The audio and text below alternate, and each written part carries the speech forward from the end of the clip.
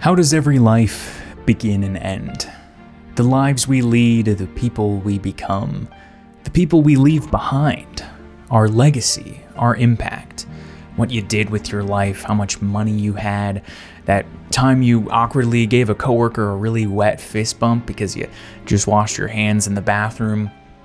It's all noise, all that in between, because it's all the same in those first and last moments. Because everyone's life begins and ends with a dump. It's true. It's the last thing your body is going to do when you die. And isn't that just gross? The bathroom. It's an essential part of everyday life. Why am I explaining this to you? You know what a bathroom is. Bathrooms are a place that we all, I guess, don't technically need, but given the current population of Earth, they are a necessary tool to avoid an apocalypse. Speaking of which, what about in an apocalypse? Just because you're running and gunning and fighting for your life doesn't mean you wouldn't occasionally have to stop and, maybe fight for your life. Today we're looking at Leffordeadtoo and all the very best spots in the game to go numbers 1 and 2, and everything in between. We're inclusive here. Left 4 Dead is probably one of the most detailed and engaging games that came out at the time of its release, due to just how much detail the developers packed into the game. The main characters and the zombies were incredibly responsive and created unique scenarios throughout different playthroughs, and this was all packaged beautifully in the world it existed in. Does this detail hold up under scrutiny when you stop to sniff out every single bathroom they've got?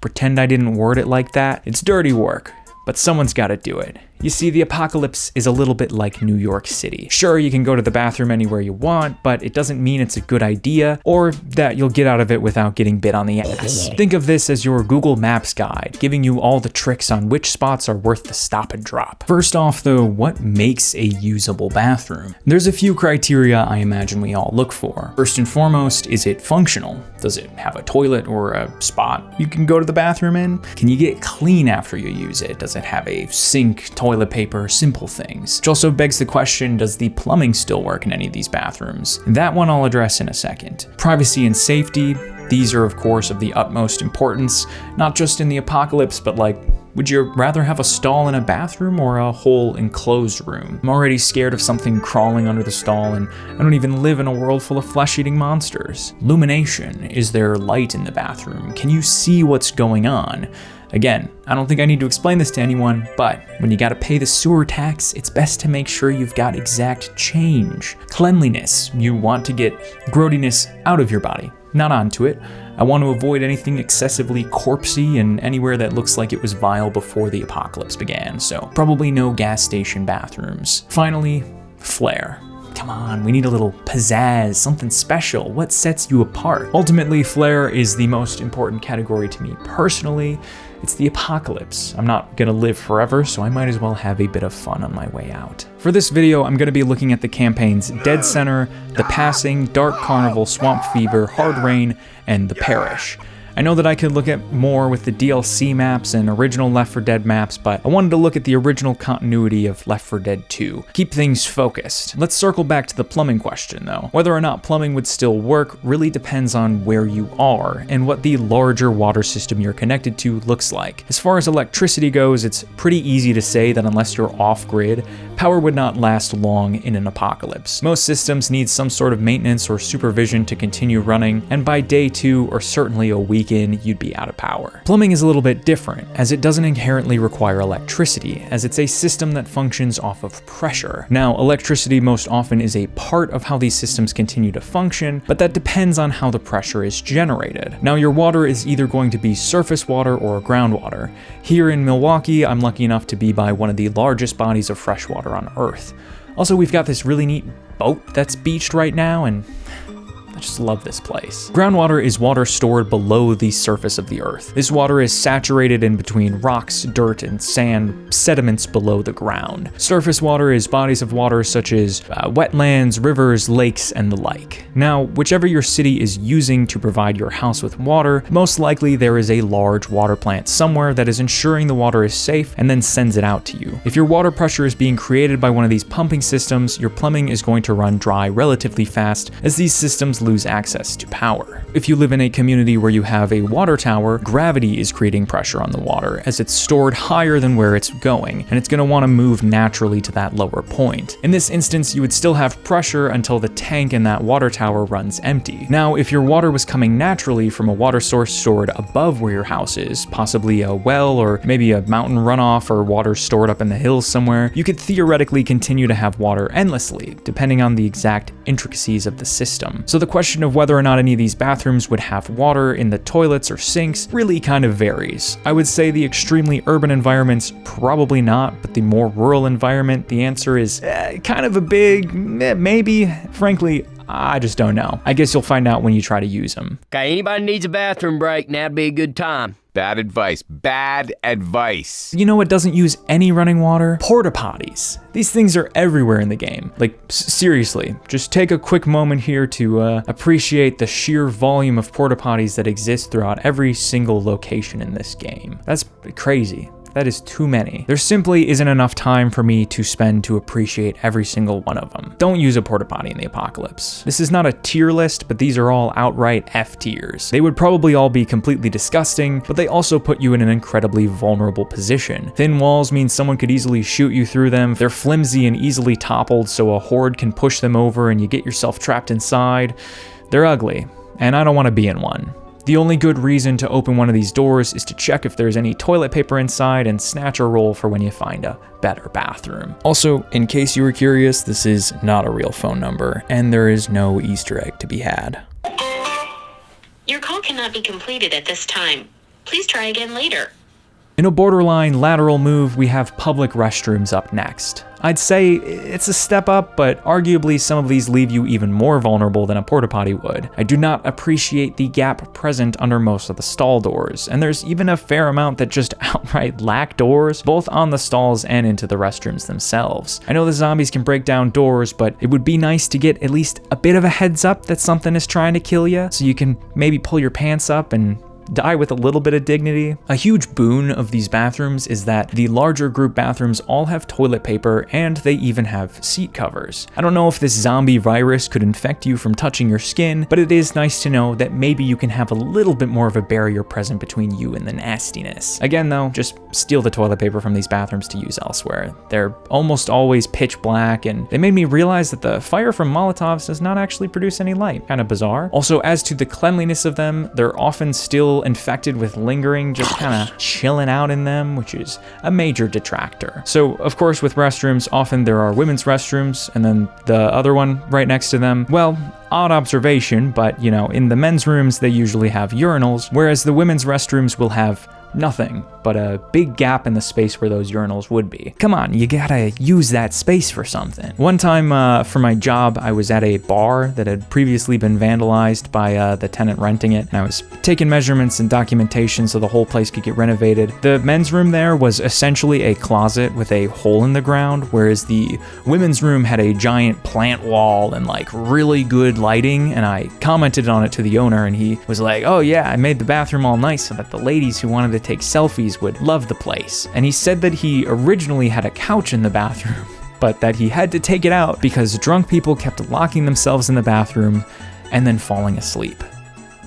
Let's get to the real beef and potatoes of this thing though. Where are the good bathrooms, alright? So what's better than a public bathroom, but also worse than your own bathroom? How about a rental bathroom? Between the motel and the hotel bathrooms, I'm gonna have to recommend the motels. It was a close race and they both have their pros. The hotel has a big perk, which is the existence of housekeeping closets. These things have toilet paper, cleaning supplies, extra towels, if you maybe feel like taking a shower, and the bathrooms even have bathrobes in them, which is pretty dang luxurious. It would be a great spot to relax and get comfy if it wasn't absolutely overrun by zombies. The bathrooms are also all pitch black, which is not very conducive for keeping clean, and the biggest issue I see with all these bathrooms is that the building that they're in is on fire, which I guess means that the shower water would be, you know, nice and warm, unless it's a little too hot and you can end up looking like this guy, am I right? The motel bathrooms, on the other hand, wow, classy. These toilets are what you would call accomplished. They are mature, prolific. They have put up with shit you can't even imagine. That's what you want on your side. your backside. Also, they've got co-op. What could be safer than having a friend right by your side? Your backs, a few of them even have lights on, which is a pretty hard thing to find, although the biggest downside of them is the lack of toilet paper. And yeah, that is a pretty big one, but they have hand towels, or like you could grab a pillowcase from one of the beds. Also, I think all the ones that have the lights on are missing doors. Don't worry about that. All right, so certainly these are not the best spot to find some reprieve. Let's keep moving, shall we? We've got some other individual public bathrooms we can look at before you go on the underground tour. You've got these two really friendly little individual bathrooms, nothing exceptionally stunning about them. They seem to somehow be magically lit with ambient lighting, as I can't find any sort of fixture in here, but this ominous glow allows us to appreciate the lovely tile work here on the floor. And also admire that there is both toilet paper and seat covers. Love that. Do mind though, one of the bathrooms might be occupied when you try and use it. This is why we gotta knock, folks, okay? It's just a storm sewer. It is just a storm sewer. Don't smell like it. Nick, I'm pretty sure this is sewage. A sewer filled with bodies. This is sanitary. Hey, Nick, splash fight? Don't you dare. Oh man, I found a candy bar. Whoa, false alarm. We've also got my number 3 favorite bathroom, the bronze medal recipient, the bathroom in the Red Flight bar. It's a small little dive bar with some intimate space to have a drink, but most importantly, it's got a pool table. Also, fun fact, this is one of the only locations in the game where all the conversational wall graffiti was actually there before the apocalypse started. Now, sure, this is a fine place to grab a drink, but really a dive bar bathroom, okay? I can hear you saying, isn't this the kind of place you want to avoid? Yes.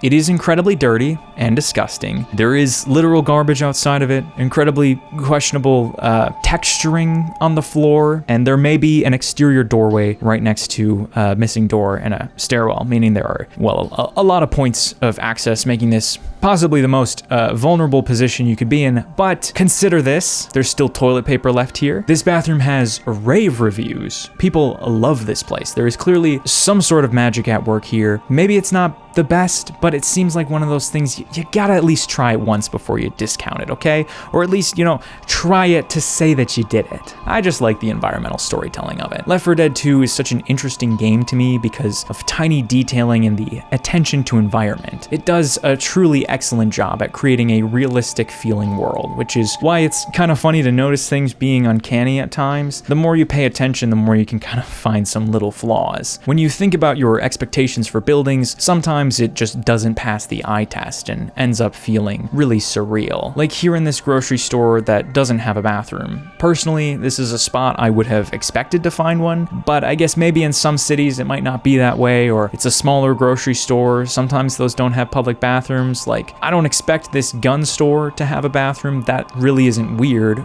but other than Red Flight, all of the other bars I looked at lacked bathrooms. That's unusual no matter where you are. I don't care if you're one of the largest cities on Earth. If you want to be a successful drinking establishment, you need a place for people to piss. Otherwise, it's gonna be on your floor. How about in a 3-bedroom apartment? Personally, I don't think I would rent somewhere unless it had a bathroom, but there are certainly apartments and houses in the game that entirely lack any sort of bathroom. Sometimes you could say that they are logically hidden away behind a door missing its knob that you can't open, but some of them you can search the entire floor plan and they are nowhere to be seen. This extends beyond just the layouts of buildings and into their actual construction and contents inside of them. Some things are minor, like they got pretty dang close with the design of the pool table. We've got 6 pockets, check. We have the ball return and a spot to store the rack right above it. What it lacks though is any sort of way to pay for the game, as there's no coin inserter slotty thingy, and there's also no dispenser for the cue ball, as the cue ball is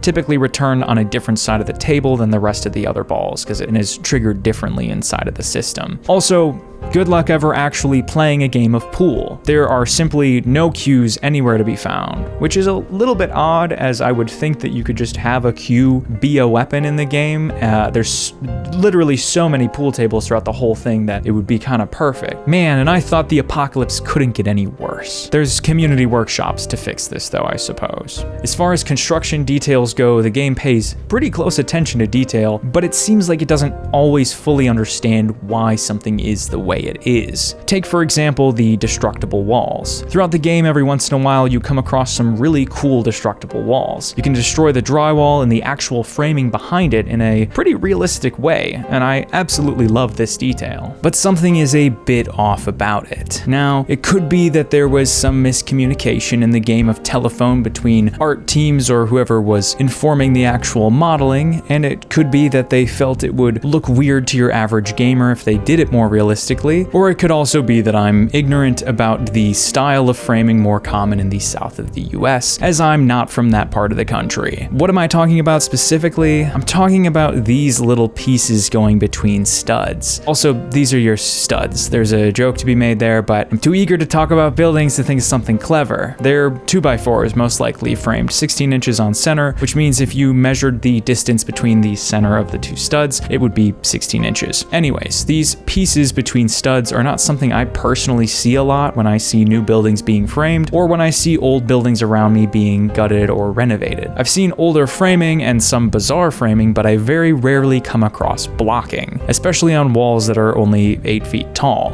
and I almost never see it done like this. Blocking, or nogging, or noggin, if you're from the UK, New Zealand, Australia, and maybe anywhere else in the world that refers to it like that, is a construction practice of bracing your studs with an additional piece of wood running between them. The function of this piece of wood is that it structurally makes the framing more rigid, as it reduces the ability of these boards to flex as much. One possible reason I don't think I see blocking very often around here is because external walls are going to be sheathed with OSB or plywood, or some type of sheet that's going to be nailed into each of the studs to make it more sturdy, and also so that siding can be hung on it. Again, I'm not a framer though, I've just been in a lot of fucked up buildings. The other reason you might use blocking is as a firewall. A literal wall to stop fire, not like a digital firewall. Fire is a crazy thing. It's incredibly destructive and powerful, but also it can be literally stopped by a door, or any sort of barrier that prevents it from easily traveling between a space. Now, given enough time, it will get hot enough and burn the things in its way, but as a fire develops, barriers really do slow it down significantly. I've been in house fires for my job where a section of the house is completely reduced to charred remains, and the next room over is relatively good, just because a door was closed. Sure, it still has like smoke and soot and needs to be cleaned, but it's not completely decimated. Blocking, or noggin like this, could stop fire from traveling upward, but in framing of a single floor, that really isn't very significant, as you're not stopping it from moving from one space to another. Where something like this makes more sense, and is actually most often required by code, would be in a house that was balloon framed, which is where studs are much longer and go up between floors. Here you would have to use blocking to prevent fires from traveling quickly up through the walls from the first floor to the second floor. So I guess I'm not necessarily saying this is unrealistic, as it's not like it isn't a building practice. Typically, noggin is more orderly in its placement though, either being all in a line or slightly staggered every other for easier nailing. It's just a little bit off feeling to me to see it here and in this manner. Hey, y'all ask me, these swamp people got it all figured out, man. No cops, no rules. They figured out how to stop going to the bathroom. Man, that is amazing. Oh, no, wait. Oh, I just got that. The same thing could be said about the floors between levels in buildings. Joists are like the studs of the ceiling, or floor, depending on your perspective. In construction, joists run parallel at the bottom or top of framing, and then have a subfloor placed on top of them where you can put down your wood flooring or carpet or LVP, whatever you want. Underneath the joists, in basements, you might leave them exposed, but often you will be covering it up on other floors. Typically now with drywall, though before drywall became widespread, there was something called plaster and lath that was used in many homes. And the wonderful devs actually account for this. One of the most interesting buildings in the game is the plantation house at the end of Swamp Fever. This house has a little bit of everything. In the grand foyer, there is a large gaping hole in the roof where you can actually see exposed joists as well as small crumbling pieces of lath.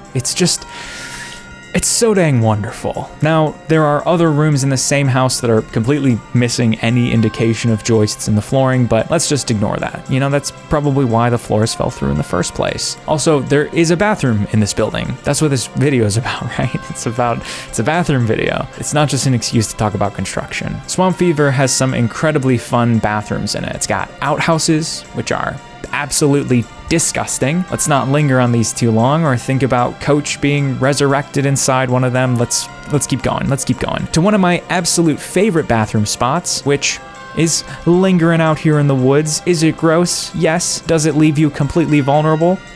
Also, yes.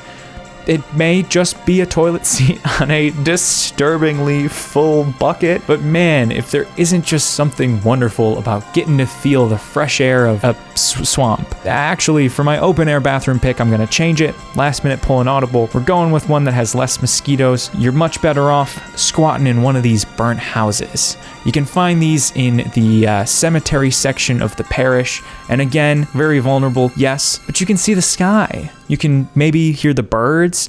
It's about becoming one with nature, embracing our animal history. We all were just cave people at some point, and now we're too above going to the bathroom outside. Anyway, screw that though, because the bathrooms in Hard Rain have soap.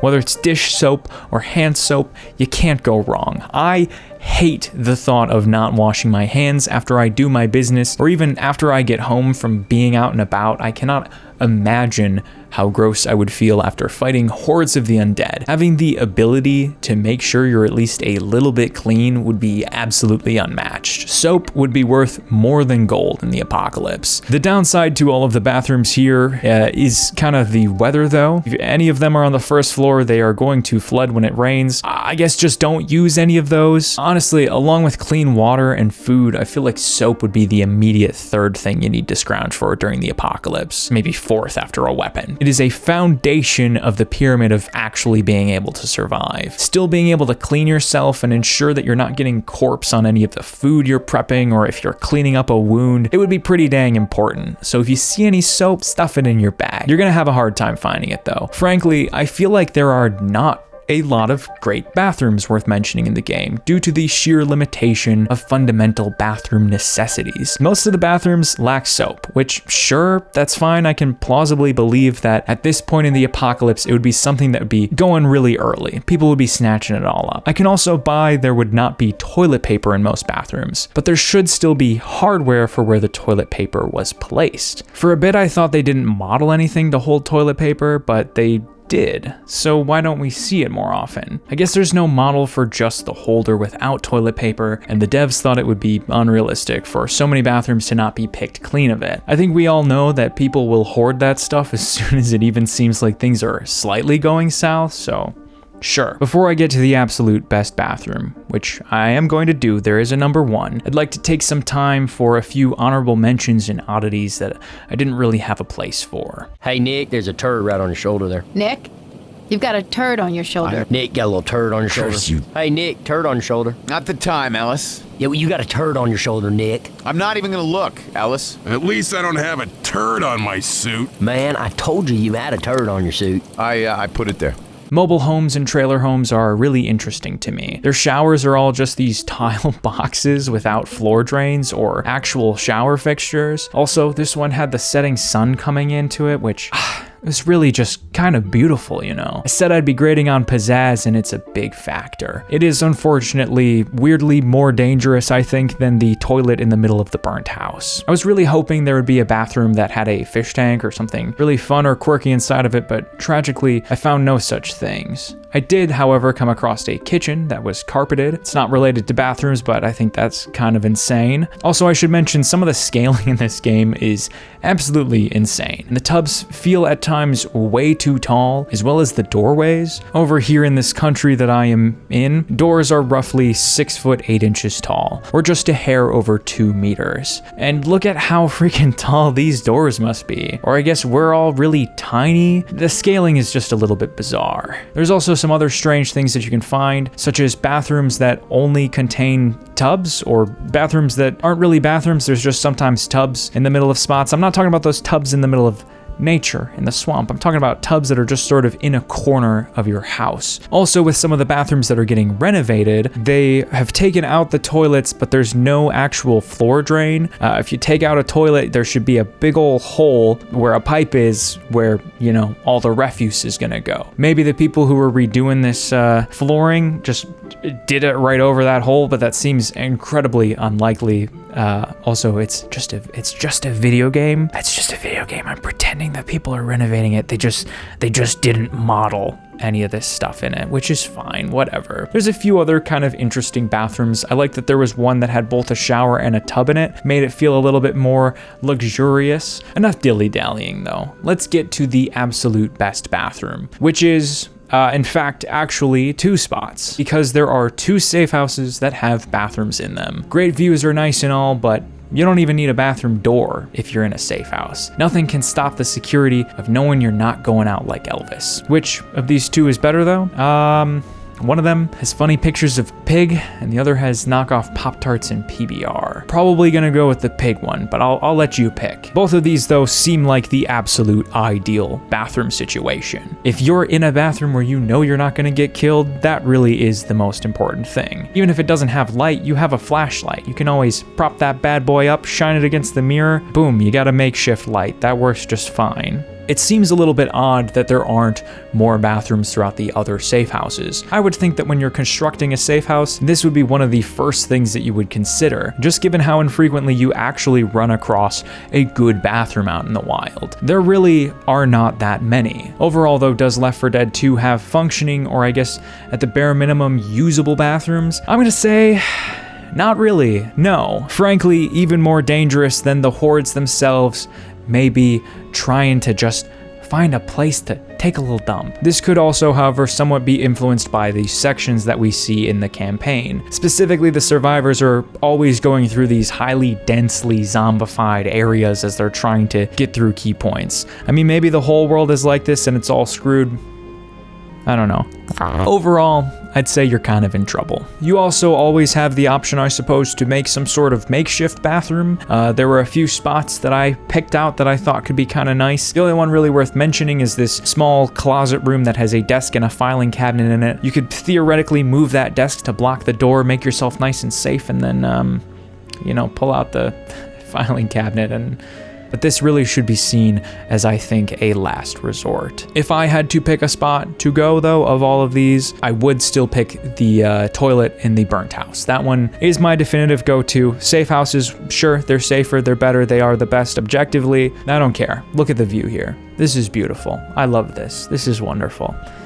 Anyways, though, thank you for watching. I hope you all have a very lovely day. Don't forget to eat some fiber and tell your family you love them. Thanks for watching. Bye. Oh, more water, Nick. Watch for turds, Nick. I hate you, Ellis. Well, I still like you, Nick.